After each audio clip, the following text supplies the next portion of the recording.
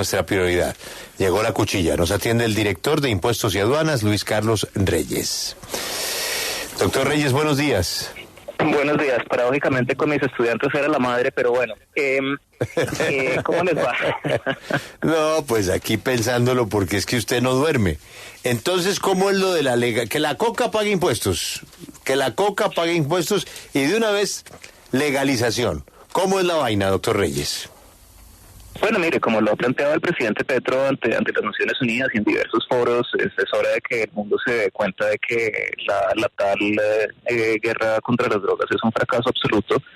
La academia se dio cuenta de esto hace décadas y la opinión pública mundial está reconociéndolo cada vez más, y creo que es importante que empecemos a pensar en cuáles van a ser las consecuencias de este cambio. Y obviamente uno de ellos es que en esta reglamentación tendría que haber impuestos al consumo de este tipo de sustancias, y una de las cosas más importantes es cómo tributaría, y el enfoque sería básicamente uno de impuestos saludables, como los que tenemos al tabaco, al alcohol, como los que se están proponiendo para alimentos chatarra.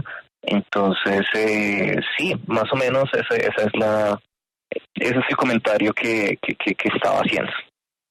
Mire, muchos líderes del mundo piensan como usted y han hecho esas propuestas, pero ninguno en ejercicio de un cargo como presidente de la República o como director de impuestos. Esa es la diferencia y de la valentía con la que ustedes hacen esta propuesta.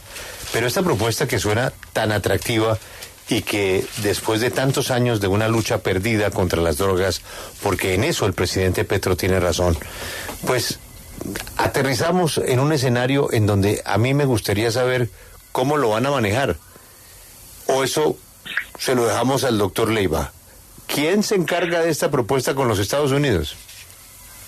Bueno, eso es una propuesta obviamente al más alto nivel de política internacional, sin duda alguna, porque eso es una cosa en la cual Colombia no puede tomar medidas unilaterales como si tienen el poder de hacerlo otros países.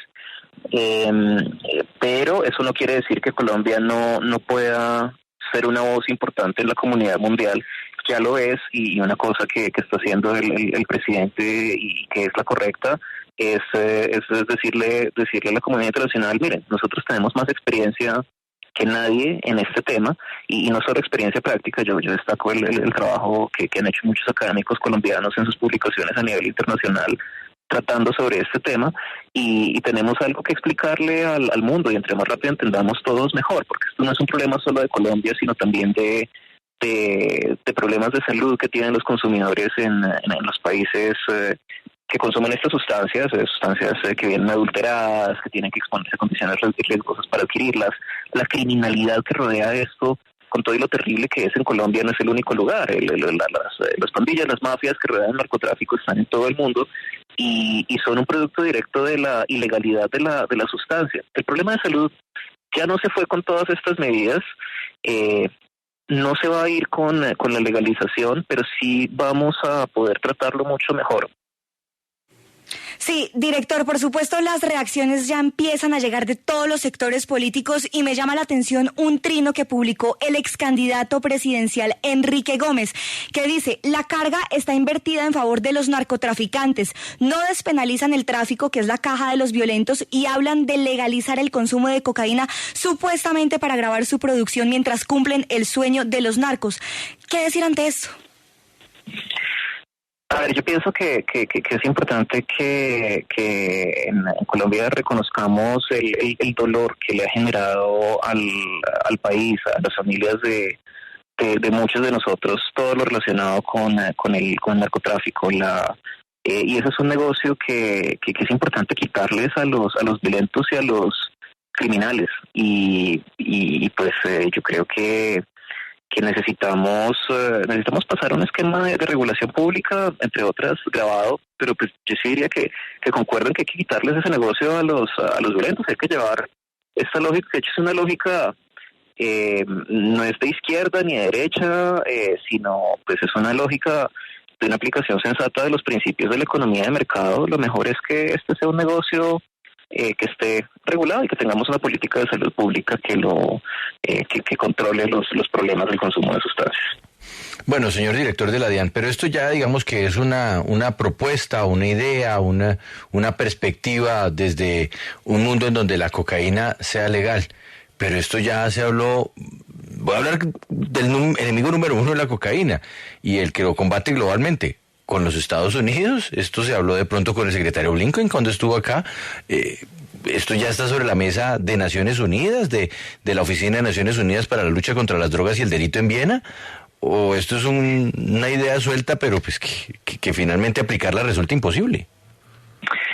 El presidente Petro ha sido muy claro en sus declaraciones ante las Naciones Unidas. Toca cambiar el enfoque de la llamada guerra contra las drogas y pasar a tratar esto como un tema de salud pública. Esta es una discusión que se ha tenido de manera abierta a todos los niveles. Mi comentario desde la perspectiva de la administración de impuestos es que así como estamos pensando en las consecuencias de cambiar este enfoque para temas de salud, hay que hacerlo desde un punto de vista tributario, llevarlo a un debate similar al que tenemos con respecto a los impuestos del tabaco y del alcohol.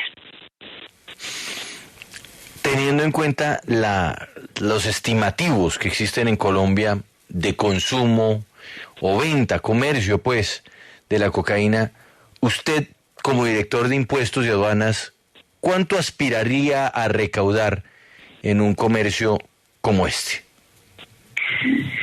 Pues es difícil saber cuál es ahí lo que llaman los tributaristas la base gravable, ¿no? O sea, el tamaño de esta parte de la economía al cual luego se le pondría algún tipo de impuesto, pero las estimaciones que existen hablan de más o menos 2% del PIB, o sea, mal contados 22 billones de pesos.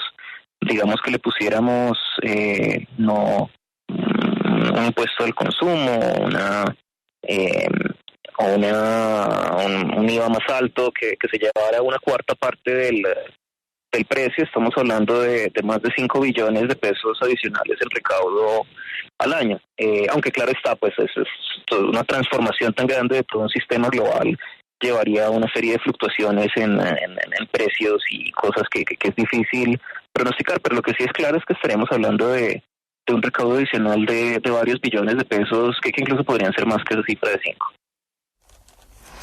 Le cambio de tema para que hablemos... Pero es que haga cuentas, ¿no, Lucas? Usted sí, que le gusta tanto ayudarle al gobierno a recoger plata. En Estados Unidos hay estados, sí, que solo con la marihuana hacen 1 billion, ¿no? No, pues que eso sí, aquí lo hemos estado, dicho. ¿no? ¿Sí? Un estado por ahí, nosotros nos dormimos 4 años con la marihuana.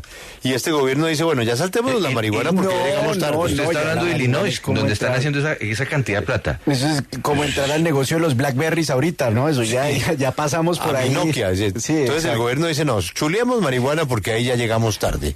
Óigame, doctor Reyes, le cambio de tema para que hablemos sobre el impuesto a las bebidas azucaradas, porque nuestra colega Violeta le puso la lupa a este impuesto y planteó pues un debate muy interesante que podría afectar a las empresas medianas y pequeñas de ese sector.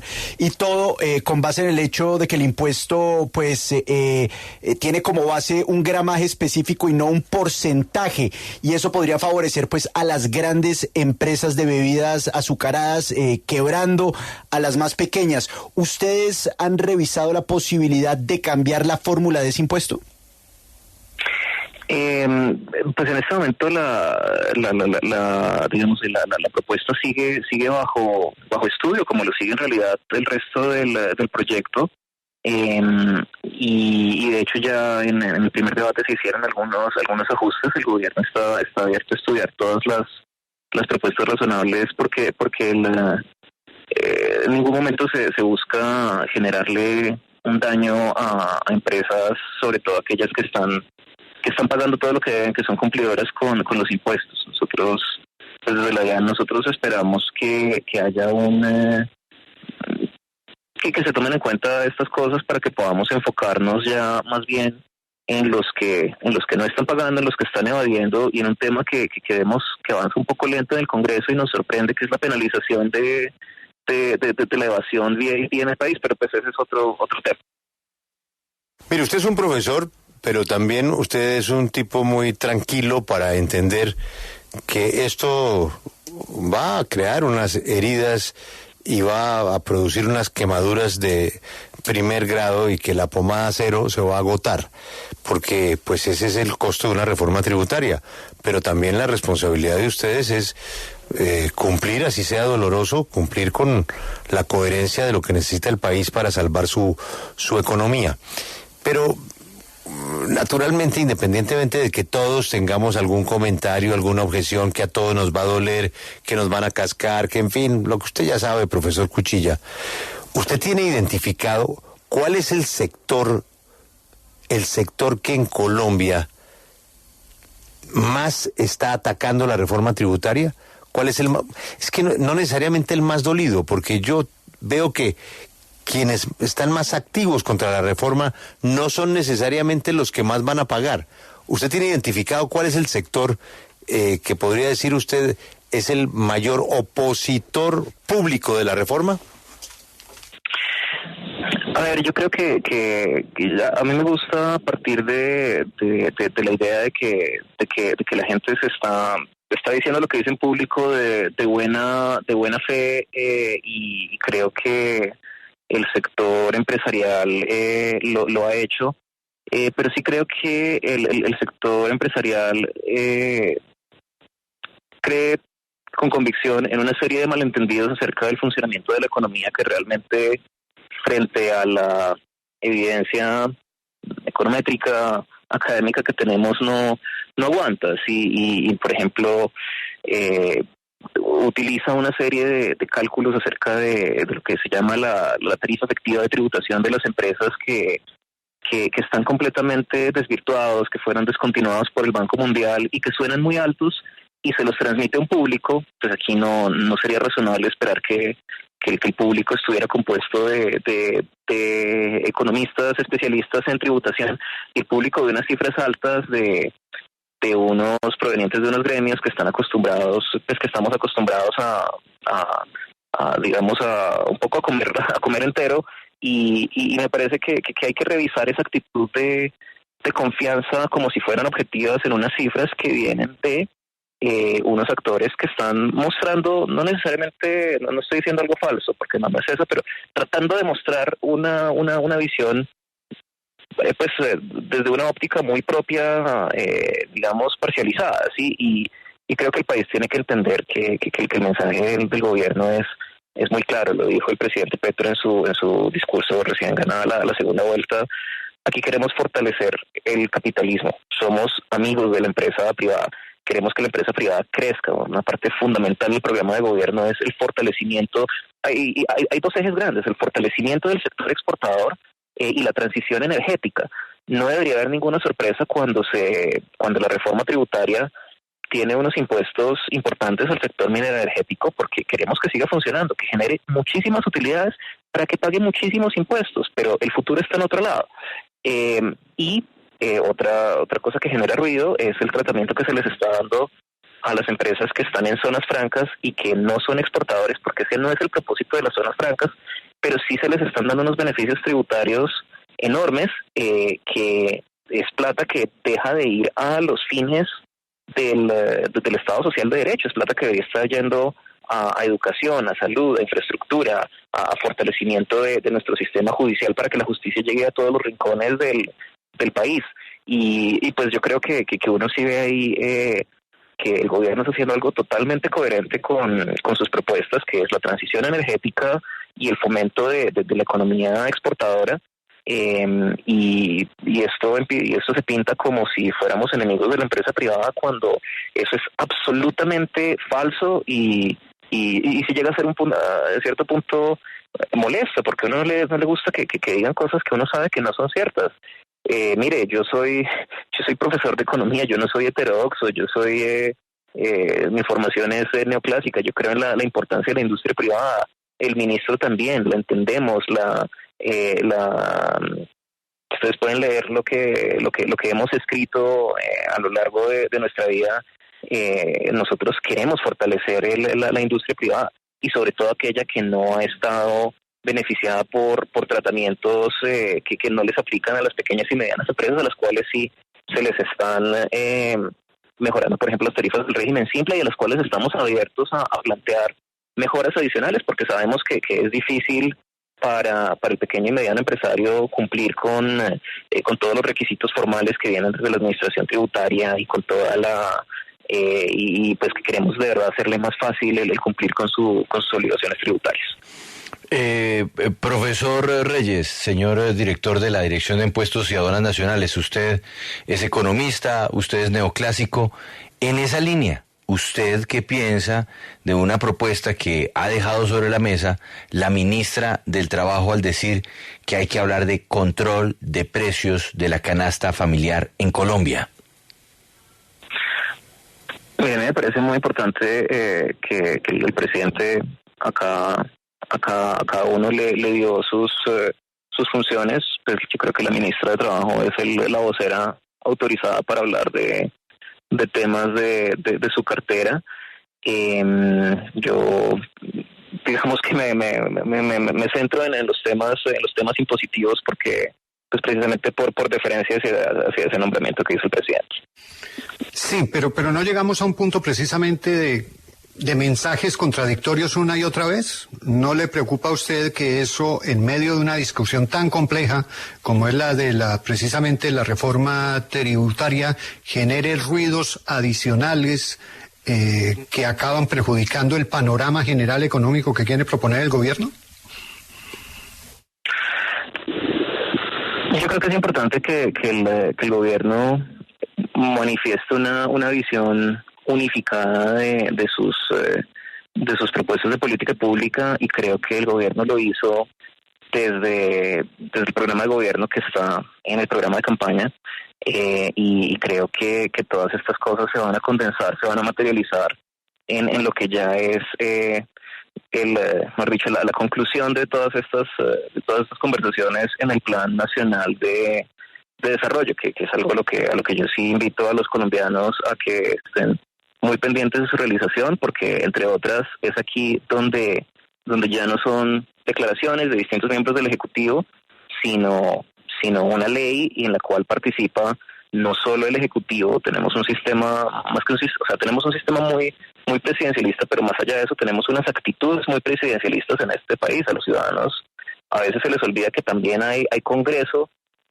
tanto para bien como para mal, pero sobre todo para bien. Se nos olvida que digamos, incluso a quienes no votaron por este gobierno tienen voces en el Congreso, y la manera de lograr una serie de cambios legislativos es a través de estos mecanismos para ponernos de acuerdo, que sí es complicado, por supuesto. Poner de acuerdo 50 millones de personas es muy difícil, pero estamos trabajando para lograrlo, porque lo que todos queremos del movimiento político que sea es un país que empiece a cumplir con lo que está en la Constitución política, que es la garantía de unos derechos fundamentales, que en eso sí todos estamos absolutamente de acuerdo.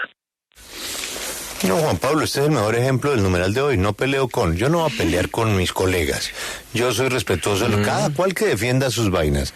Yo peleo con lo que yo estoy proponiendo, que es una reforma, pero escucho a todo el mundo.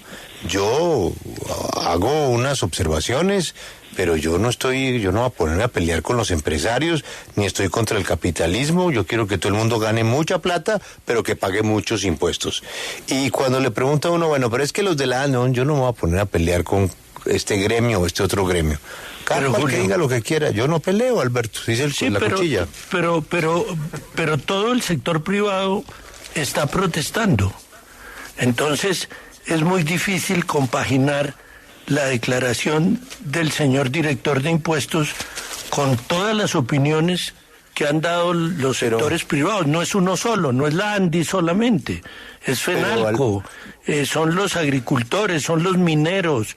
O sea, yo no descarto que estén equivocados, a lo mejor están equivocados, pero todos coinciden en criticar la reforma y concluir que es un marchitamiento del sector privado. Pero lo propio se podría aplicar a cualquier otro episodio de reforma tributaria en Colombia, ¿o no, Alberto? Siempre es la misma vaina. A nadie le gusta una reforma tributaria. No, pero es que nunca ha habido una reforma de este tamaño. Que el gramaje, que no el gramaje, que las tierras, que la coca, que la... Sí, los impuestos no le gustan a nadie. Exactamente. Entonces, que, óigame, pero la empresa líder de este país es Ecopetrol. ¿Se la van a tirar? No, porque es que nosotros lo que queremos es una Ecopetrol nueva, una Ecopetrol verde. ¿Cuánto falta para que la Ecopetrol verde se monte y no se pierdan esos millonarios ingresos de Ecopetrol? Esa es una crítica absolutamente válida, pues habrá una transición. Pero fíjese, director, que pasan cosas contradictorias a la mayoría de la gente que se queja. Aparece aquí uno de los constructores más grandes del país y pues dice que sí, que qué vaina, ¿no? Que sí, que muy duro, pero que hay que apostar y hay que creer. Y de otra parte usted ha leído que hay unos fondos árabes que están metiendo 3-4 mil millones de dólares en Colombia. Yo me imagino que ellos saben que eso les va a costar una platica en impuestos, ¿no, doctor Reyes? Así es, y hay empresarios colombianos que están trayendo esa inversión, y esos empresarios conocen como nadie las condiciones, tanto al lado bueno de nuestra economía como las dificultades, y han hecho un trabajo muy juicioso de traer esa inversión al país. Realmente si nos vamos a ver una cifra que yo creo que es importante mirar es en general cuántos son los impuestos al capital, ya sea empresas, ya sea dividendos, ya sea ganancias ocasionales en Colombia frente a otros países de la OCDE, y Colombia está por debajo del promedio, incluso por debajo del promedio de países como Estados Unidos, que no es que precisamente sean pues utopías socialistas. Nosotros no estamos proponiendo ni siquiera llegar a ni genera mucha resistencia, pero ¿qué pasa? ¿Qué hace que estos países, pese a que el capital tributa bastante allá, sean atractivos para la inversión y para la empresa privada? Tienen una fuerza laboral altamente educada, que sabe, que tiene excelente comprensión de lectura, habilidades matemáticas, que sabe programar, tienen una infraestructura, carreteras que les permiten llevar la mercancía rápido de un lugar a otro, llevarlo a los puertos, tienen un imperio de la ley en el cual se sabe que las cortes están, o sea, que hay suficientes funcionarios para atender las distintas querellas que surgen y hacer que la ley se cumpla en la práctica y no que sea una vaina por allá en la letra. Todas esas cosas cuestan plata, cuestan impuestos, y por eso es que esos países terminan siendo más atractivos para la inversión que los nuestros. Y entonces aquí terminamos en el problema del huevo y de la gallina, que decimos, no, es que la gente no quiere venir acá, pero con todo y que estamos cobrando impuestos al capital menores que los que hay en esos países, entonces ¿cómo se nos ocurre subir impuestos al capital? Bueno, se nos ocurre porque hay que invertir en esas condiciones que atraen a la empresa privada y que sobre todo hacen que este país sea más vivible para esa inmensa mayoría de los colombianos que son trabajadores independientes, que son empleados, y esa es la visión de este gobierno, para crear condiciones atractivas para la industria privada.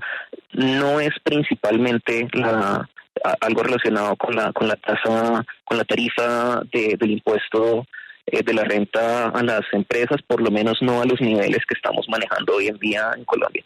Son muchas otras cosas que tienen que ver con el ambiente de inversión que hay en el país, que se muestra por infraestructura, educación, etcétera, y lo que necesitamos son los recursos para construir eso. Esta pregunta se la voy a hacer sin nombre y apellido para que usted la pueda responder con toda tranquilidad. En caso de que la reforma tributaria prospere en el sentido que usted quiere, una persona que hoy puede vender acciones de una compañía a un comprador que tiene una oferta, le está haciendo una oferta bastante atractiva, si vende antes de la reforma tributaria o no vende después de la reforma tributaria, que usted piensa va a quedar de la manera que usted quiere, pero puede ser que se modifiquen, para eso está el Congreso. Pero esa persona que no venda ya, sino que espere al cambio de situación tributaria en materia de venta de acciones y de esa ganancia que significa una acción, ¿cuánto le va a costar en impuestos?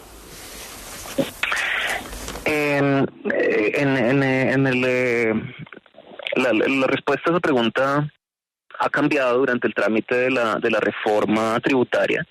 Inicialmente la propuesta de esto, que sería pues la tarifa del impuesto a las ganancias ocasionales, que es donde clasificaría esto, eran unas tarifas marginales que podían subir hasta el 39%.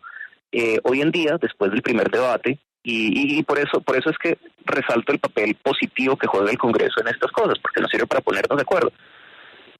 Esa era una visión que planteábamos desde el gobierno. Llegamos a un acuerdo en el que hoy en día eso es el 15%, comparado con un 10% que hay ahora, y esto hace eco de propuestas tributarias del pasado, que están muy alineadas con digamos otros puntos de vista políticos. Y para ponerle un ejemplo, en Estados Unidos ese tipo de transacción le saldría por el 20%. Correcto, ya entendí. Entonces, si las cosas siguen así, sería el 5% después de la reforma. Hoy es 10, con la reforma tributaria es 15. En Estados Unidos se pagan 20. Y en Estados Unidos se paga. Eso es lo que le entendí al director. Una pregunta que me llega de unos oyentes en una región del país. Una región del país. Doctor Reyes, no lo molestamos más. Muchas gracias por sus respuestas y muchos éxitos en su deseo de que nuestra economía mejore.